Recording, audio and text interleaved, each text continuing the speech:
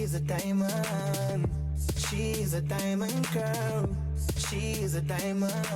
Diamond, diamond, diamond.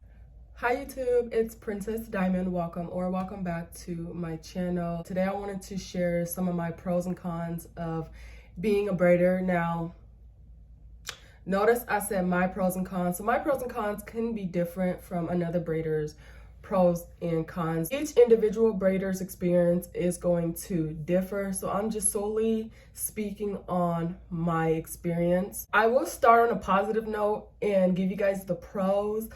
And also I have more pros than I do cons, which is why I am a braider, because if I had more cons than pros, then I would just not be a braider. It wouldn't make sense to me, right? So I'll only have a few cons, but I did want to share those as well. So we'll start out with the first pro. I have to say the one thing that I enjoy about being a braider is just servicing others, just being able to provide a service to someone and having them feeling good, looking good on the outside or feeling good on the inside. It really makes me happy, and it makes me just feel like, I did something there. You know what I'm saying? Like, wow, someone came in maybe not feeling or looking their best, and they left feeling or looking better. So that's definitely a pro for me. Something else that I like about being a braider is just plays into just being an entrepreneur or being self-employed in general, is just the flexibility of being able to set your own hours, provide what you want to provide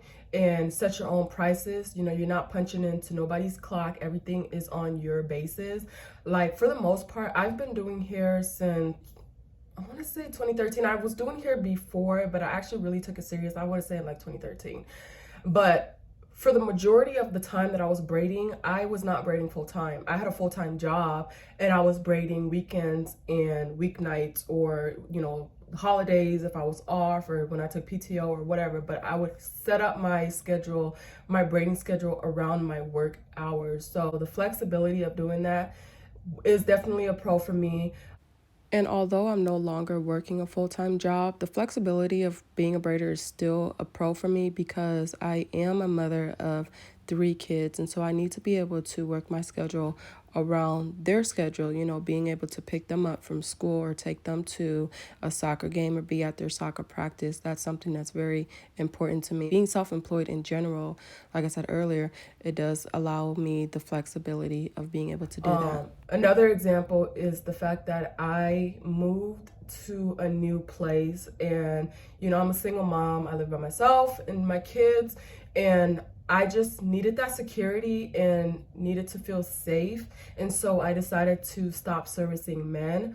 And I just, that's something that I am allowed to do as a braider, is choose, what services I provide. So I don't provide men braids, because I just don't want a random man walking into my house when I'm alone. You know what I'm saying? Like, granted, anything can happen with anyone. So something can happen with a woman, but I have maybe a greater chance of fighting back and being able to defend myself in a situation with the woman than I would with the man. Men naturally are going to be physically stronger than me, so I just don't want to put myself in that scenario or situation.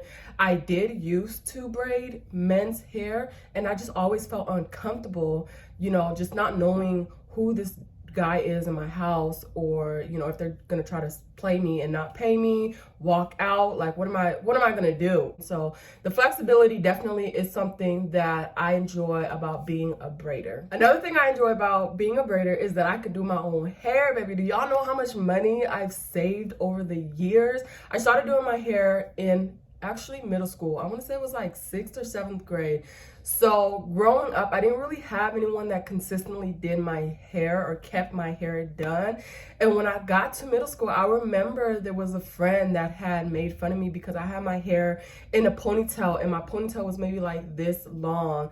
And my hair, this was back when like we did perms and relaxers and stuff. My hair was not permed at the time, so I had this my hair was in its natural state, and I tried to put it in a ponytail, and it wouldn't fit, and then it was already short. So I have like this big old huff right here, and then this itty bitty ponytail right here. So someone in middle school had called me out and made fun of my ponytail. And then I went home and I was like, baby girl, you're not about to keep making fun of me. And I just did my own hair, and I've been doing my own hair since. As far as braiding, majority of the time I do my own braids, so that saves me a lot of money. So I would say that definitely is a pro, just being able to do my own hair. Now, obviously, there's a lot of things that I cannot do because I'm just, me personally, I'm a braider. I'm not with the whole wigs and all that stuff. Like I dibble and dabble into that, and I try my best, but I wouldn't call myself an expert in styling and wigs and stuff like that. I would say I'm more of an expert in just the braiding part of it. So that's what I do on myself. If I want a wig or a sew-in or anything like that where I want to look top notch, then I'll go to a professional who can hook me up. Another pro for me in being a braider is that it is your art. It is your you get to be creative.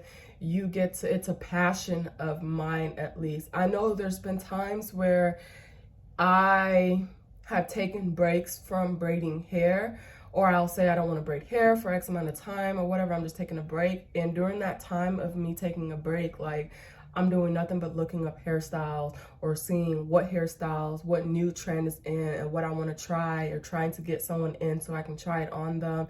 So I know from that braiding is a passion for me, and it's something that I'm not only good at, but I enjoy. But it has its cons, but we'll get into that in a little bit. Another good thing about braiding is that you don't really need a lot to get started. I mean, I started back in 2013, as you guys know. This was before like we started doing like feed-in braids. So, you know, braiders, if you're a braider, you know, like our braids wasn't as sleek and laid and just neat as it is right now. So back then, I mean, all you really needed was a comb. That's all you really needed was a comb, maybe some hair grease to get started. Now, all you really need is a shiny jam comb, mousse.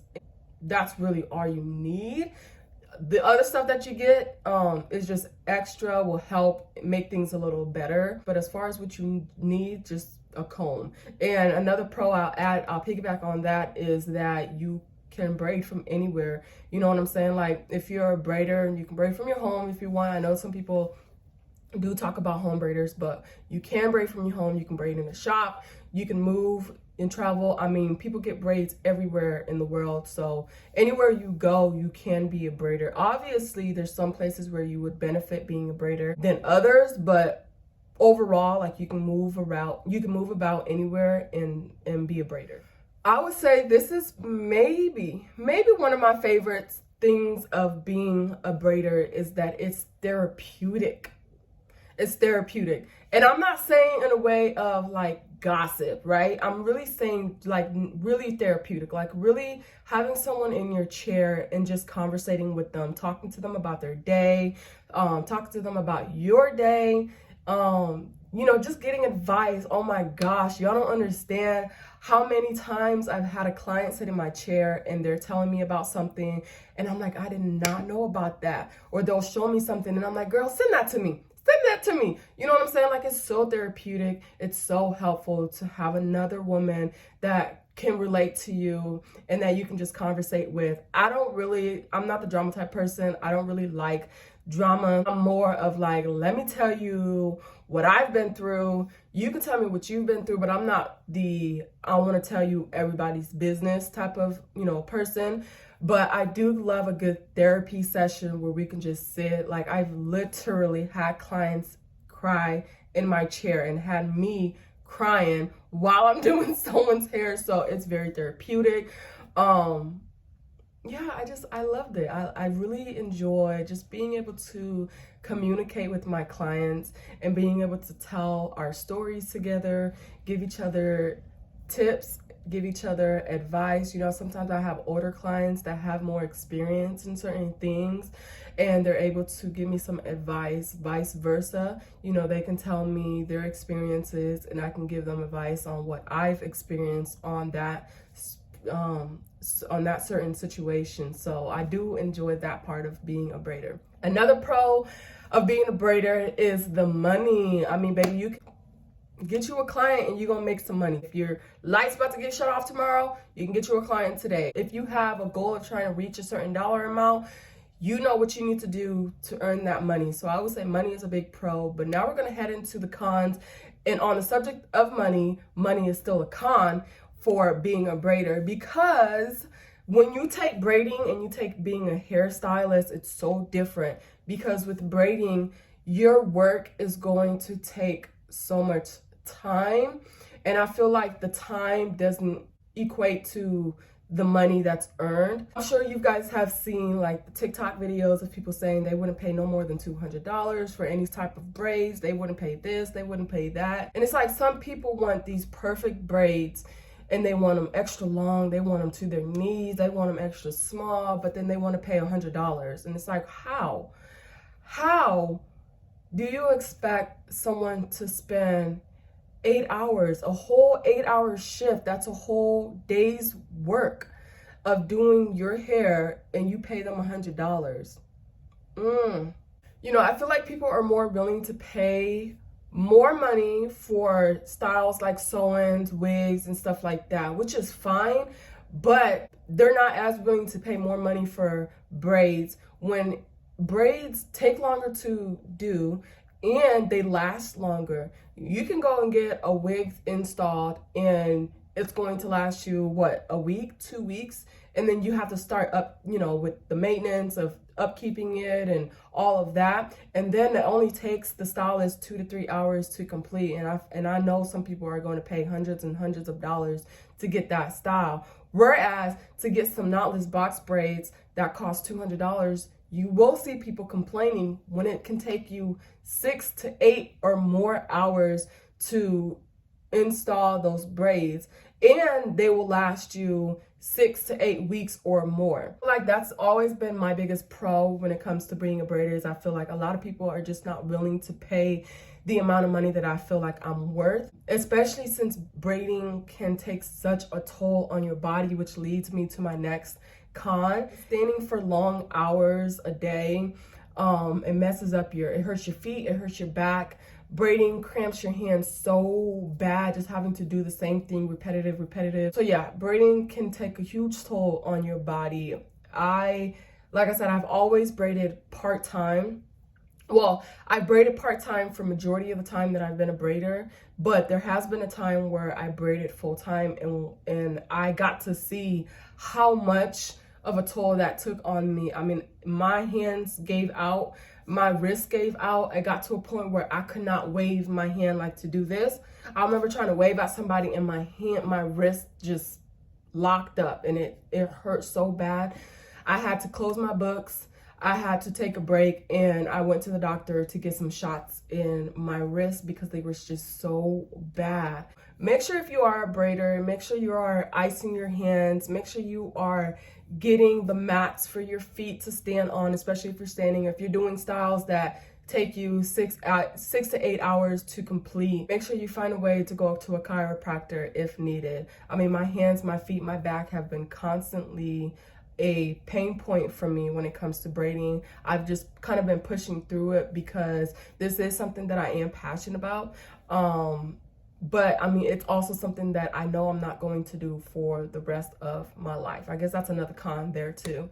I think I already touched on this, but braiding just takes longer in general than if you were to do something like sew-in or install a wig. When you're doing knotless box braids, you're just standing for hours and hours and hours, so you don't get as many clients in a day. So it feels like you're not making as much money. Now, it depends on the person, because like I said, with being a braider, you can price your own work, but to a certain extent, right? Because you can't just put any price on it to where now you're not getting no clients. You know what I'm saying? Like, you have to be reasonable with the area that you're in, with the work that you provide, and with how long it takes. You know, a lot of different factors will go into it, but with being a braider, majority of the time, a lot of braiding hairstyles do take longer. The last con that I would say, me personally, I have with being a braider is just your work being critiqued, whether it's me critiquing my own work or someone else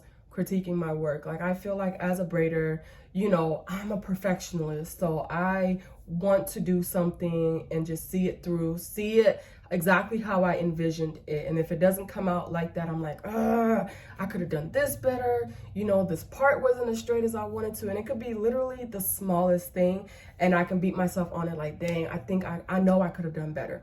Or, you know, you do something which you thought was amazing and then your client just doesn't end up liking it, or you know, you post it and it doesn't really get as much traction or likes or whatever. And you're like, dang, I felt like I did that. And y'all over here acting like it's not all that. So I would say your work, just your craft, you know, think about your craft, your passion being critiqued and being told that it's not all that. Maybe not flat out being told, but you know, just getting the sense that somebody doesn't appreciate your work as much as you appreciate it when you seen it. So I just wanted to come on here and do a little quick chit chat video and share with you guys some of my pros and some of my cons. If you are a braider yourself, please feel free to let me know in the comments your own pros and cons of being a braider. Was any of these something that you may have thought of, or did it come surprising to you to learn my pros and my cons? I love to hear you guys' thoughts down in the comments. And yeah, I will talk to you guys in my next video. I hope you guys be blessed, stay protected, and stay filled with love and peace.